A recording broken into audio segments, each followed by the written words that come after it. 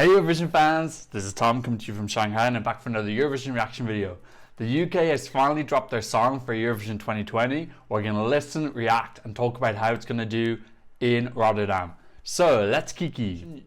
So if you want to skip straight to my reaction, use the timestamps in the description below. First I'm going to talk a little about UK and the competition. It is no secret that they have had a difficult time in recent years. They've been in the bottom 5 for the last 5 years. Gotta be honest, I think all of those were deserved. The UK has been struggling to find a system that works. Last year we had a national final, that's been dumped. This year we're going internal again. I feel like they're trying to just solve the problem in the wrong way. Really the issue is the songs aren't good enough. If you want proof of that, all you need to do is look at how the songs they select do in the British national charts. The last song to be in the top 15 of the British national charts was 2007, that was Scooch. There's no way in hell you're going to tell me that that song by Scooch was a good song. Since then, none of their entries have even made their own top 15. Why on earth would other people in Europe like them? Fact of the matter is that UK has a fantastic music industry, but there is still this kind of snobbery towards Eurovision. I lived in the UK for 7 years. I know what it's like. In Ireland with the exact same problem. Some of the British Eurovision fans are absolutely fantastic. Like they're one of the best fan cohorts, and I really feel for them because there's a lot of like loudmouth who go on about like it being because of Brexit and all this, and unfortunately a lot of the British Eurovision fans kind of are misrepresented by those know-nothing know-it-alls. I know that there's a lot of British Eurovision fans who want the BBC to either hand over the reins or come up with something a little bit better. This year they've gone with internal selection. They've paired up with a large record company and they've chosen James Newman, who I'd never heard of before, but he did have a #1 song in the UK. It's the type of song that when I looked it up on YouTube, I recognized it immediately and I knew like half the words, even though I've never downloaded or anything like that. It's very mainstream, not the type of music I listen to, but you know, if they can give him a mainstream song, he's got a bit of pedigree behind him. And no, I guess we'll see if this new formula that they've come up with is going to help dividends. The main point I'm trying to make though is there is no magic formula other than just sending a good song. So it doesn't matter who you send, you gotta send a good song, otherwise people aren't going to care, and it's not because of Brexit. Let's have a look at the song. The song is quite short. It dropped today on British radio. I haven't seen any reaction from this. I purposefully wanted to stay away from it. I want to have like a super clear, unbiased mind. I'm very excited. I'm rooting for the UK. I lived there for 7 years. I don't want them to do bad. I want them to send something good. Ooh, there is an official music video. Oh, that's so good. Okay, we have got a music video. Amazing. Thank you, James and the UK team, for having a music video. It's not that difficult. Everyone needs a music video. If you can't do a music video, just film yourself singing the song in the bathroom for 3 minutes. Okay, anyway, James Newman, My Last Breath. Wanna Know My Secret Bang. Exciting, exciting. We got a new song. This is directed to Fanal. Ooh, we got a nice story going on. That's interesting. That's a foreigner's voice as well. Oh, okay. Ooh, I like his voice. Ooh, this is promising. This is promising. Could UK have a good song? Ooh, this doesn't sound like X Factor winner trash yet. Okay, give us something a little bit different. Getting a little bit country vibes now. It feels very family friendly. I don't know what to make of this so far. It's not terrible. It's definitely not wow though. I really like his voice. He's got a lot of soul in it. Ooh, I can't do that.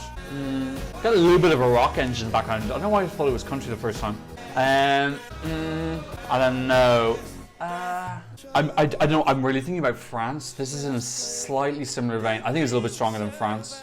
It's an unusual song. It's got that kind of like slightly rock edge to it. It's just, I suppose it's just very mainstream, I suppose. That's why I'm kind of finding it hard to put a finger on it. I don't know, that hook, that kind of high falsetto breath, that doesn't really do much for me. It's quite short as well. That's very unusual. It's only 2:30. That's a very unusual decision that I really don't understand. Why you would not, you only got 3 minutes to kind of make as much of an impression as you can, and they've snipped out 30 seconds of that. I don't know what the thinking behind that is, why they didn't put in like an instrumental or do a little bit of a climax or something like that. Okay, anyway, look, obviously when I'm listening to it the first time, I'm talking and I'm trying to like verbalize all my thoughts. It's a little bit difficult, so I'm gonna go in the second time and I'm gonna have another listen with no talking, okay? After I've watched like 500 ads. I like the starting. This is more of the same. This isn't the breakthrough we wanted. Finished my second listen. Okay, a couple of things. I felt like I wanted to like that a lot more than I did. I really do. Like, I do really root for the UK. I don't know. That's just a bit... It's a bit safe and simple. I think every year we kind of hope with the UK that they're going to just have this breakthrough where they just like start to get it. And they start to send something a little bit like modern and edgy and a little bit like dangerous or super high quality. And that's just more the same. That really just feels in the same vein, very much to last year. Like, really, that and last year's almost indiscernible. Very much in terms of like the artist and the look and the styling and the sound of the song and the kind of safeness and whatnot.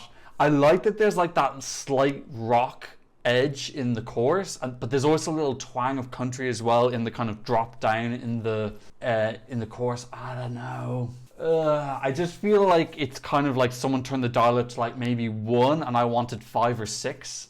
I just think that's really going to struggle to be memorable. It's quite easy to forget. Like, it's definitely pleasant. I don't think it's inoffensive, but inoffensive doesn't cut it, especially when you only get to be heard once in the final. I think the big 5 really do need to kind of go out of their way to have a real impact whack. I don't get the 2-minute 30 aspect of it at all. I can't think, the last time I can think of a song that was shorter than the 3 minutes was Finland, Ainamen Pitta. I said that wrong.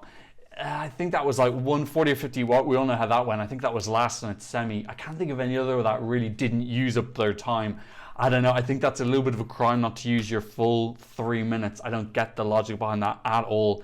You know, the song doesn't really feel like it climaxes properly. It's a bit, he just repeats the same line, and then like the last 2 lines, maybe there's a little bit more emphasis, but there isn't like a swirl or a build or a, you wouldn't definitely know that's the end of the song if it wasn't for that just sudden stop. I don't know. I think that's pretty disappointing. I can already imagine now a lot of my British friends are saying, like, kind of being a little bit disappointed with that. I don't, like, it will definitely have its fans. Whenever you go for these like safer songs, you're always going to have a couple of fans. Sometimes you need something a little bit divisive, a little bit more Marmite. That's not Marmite. That's like unflavored yogurt. Everyone can eat it, but no one's gonna say, oh, I'm dying for an unflavored yogurt. I don't know. I was just, the whole time I was watching the second time, I was like, I want to like this, I want to like this. I was searching in all the different corners to see, could I hear like a new instrumental or sound that I really liked, and I didn't. I like him as a performer. I like that kind of like a regular guy. I really like his like kind of earthy, slightly rough voice. But yeah, look, at the end of the day, it's, you know, the singer is a small part of it. The largest thing is the song, and the song there, I don't understand it. I don't understand decision making. I just still think the UK needs like a massive overhaul. I think the BBC needs to hand over and give to someone else. They're just not able for it. I really think at this point it's been, how many bottom 5 finishes do they need to get before they kind of admit that they just don't know what they're doing and they need to hand the reins over to someone else? Give Channel 4 or Channel 5 a go. Just give anyone else a shot. It's going to be the same thing again. There's going to be all these people saying it's because of Brexit. Nah, it's not. The song is just a bit too basic. You know, I still do I prefer this over France? I don't know. France still feels like it builds and climaxes and has a little bit of an epic quality. There's nothing really epic about this. There's definitely more like easy listening, I think. The video is really beautiful, but struggling to think of ways that this could be sold. Okay, guys, what did you think about My Last Breath? Could this be the last breath for the BBC? Please leave a comment in the comment section down below. Please like and subscribe if you haven't already. And thank you so much for watching. I'll see you in another Eurovision reaction video very soon. Goodbye.